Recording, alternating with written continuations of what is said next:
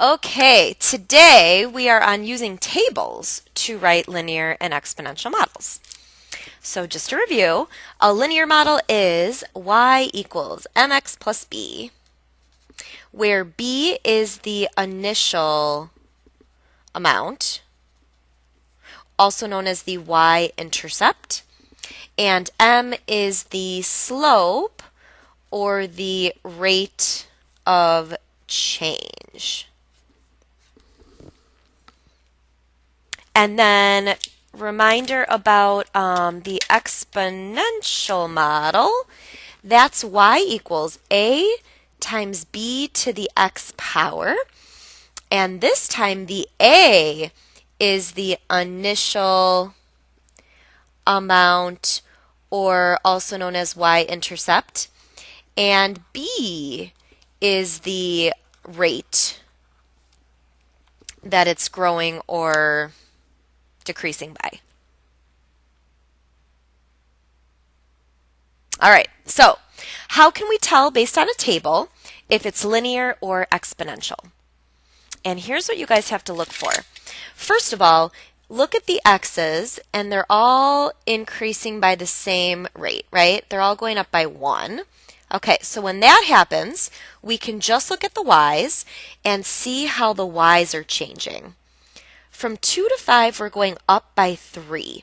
From 5 to 8, we're going up by 3. And if you notice, that pattern continues. Okay? Remember we said if it's an addition or subtraction pattern, that makes it linear. And then multiplication and division makes it exponential. And now we just have to find the m and the b and plug it in. All right, so the equation is going to be y equals mx plus b. And let's see what's what. The b is the y-intercept, so 0, comma 2. So the y-intercept is always when x is 0, so y is 2. And the m is the slope, and the slope is the rate of change, so it's up 3 over, we had said that the x's were increasing by 1. So 3 over 1 is just 3. Right? It's like change in y over change in x. So 3 over 1 is just 3. All right, plug those in. Y equals 3x plus 2. That is the equation for that data set. All right, let's try number 2. Okay, so first of all, let's confirm if how the x's are increasing. It looks like the x's are increasing by 1 every time. All right, so that means we can just analyze the y's. So let's look at the y's. Well, doesn't it look like they're getting really fast, kind of really big? It doesn't look like we're adding consistently. It looks like we're multiplying consistently, multiplying by 2 every time. And that continues. So because this is a multiplication pattern, that means that it's exponential. All right, so the model is y equals a times b to the x power. A is the starting value, or y-intercept, so 0, comma 3.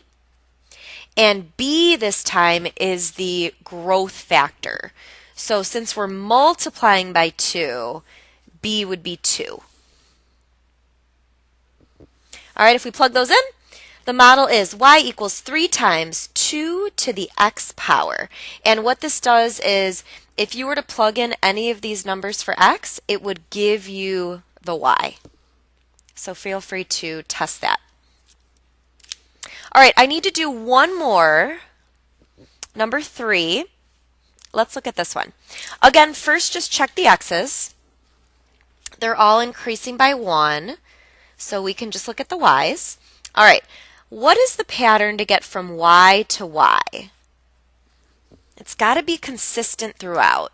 So like 10 minus 5 is 5, but then 5 minus 5 is not 2.5. So it's not a subtraction pattern. It's actually a division pattern. And I think we're dividing by 2 every time. And I know it's hard to do without a calculator sometimes, but yeah, 10 divided by 2 is 5. 5 divided by 2 is 2.5, and that pattern continues. Now, remember, when it's a multiplication or division pattern, it's exponential. And the model is y equals a times b to the x power. Again, a is the y-intercept, so 0, 10. B is the growth or decay rate.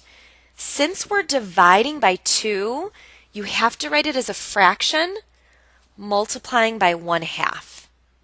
So anytime you guys have a dividing, write it as a fraction, 1/2 in this case. Because isn't dividing by 2 the same as multiplying by 1/2? All right, put it together. Y equals 10 times 1/2 to the x power. All right, if you guys are feeling good, you can stop right here. If you want to see one more, I'm also going to finish off number 4. Okay, so number 4, the x's are increasing by 1. So we can just look at the y's. All right, what's the y pattern? How do you get from one y to the next consistently every time? Ooh, this one. It looks like the pattern is subtracting 15. Does that seem right to you guys? That continues? Yeah. Okay. When it's adding or subtracting, the model is linear. And if it's linear, the equation is y equals mx plus b. And you know the drill. B is the y-intercept, 0, 50. And m is the slope or rate of change. It's negative 15 over 1. So negative 15. You don't have to put over 1 because it's a 1. All right, put it together. Y equals negative 15x plus 50. All right, nice job, guys. That is writing models based on tables of data.